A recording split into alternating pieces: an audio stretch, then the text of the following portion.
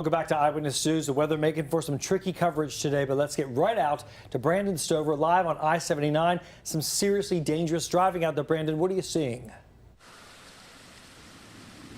That's right, Steph. We've traveled up here on Interstate 79. I saw about 10 mudslides as a result of this heavy rain. We've had about 3 or 4 inches according to the live Doppler radar. Look behind me. This is just outrageous. This is mile marker 22 southbound on Interstate 79. Trees are caving in. And look up on the hill. Look at all this runoff. Mud is falling down. Rocks are falling off. And I got to be honest, I hope those sycamore trees have some deep roots, because if not, we're standing in the wrong place. But look at all this mud on Interstate 79. The good news is that people are slowing down. And this is the scene pretty much all up Interstate 79. Doesn't matter if you're heading north, doesn't matter if you're heading south.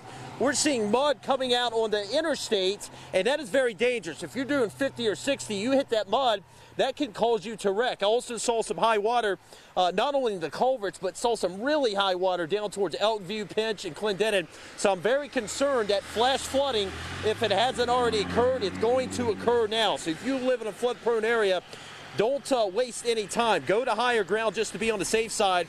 A flood warning is in effect for much of northern Kanawha County, and you can see why with all this mud, all this debris just falling off of the mountains. It's just too much rain. We've had way too much rain. The atmosphere has been charged up for 3 days in a row.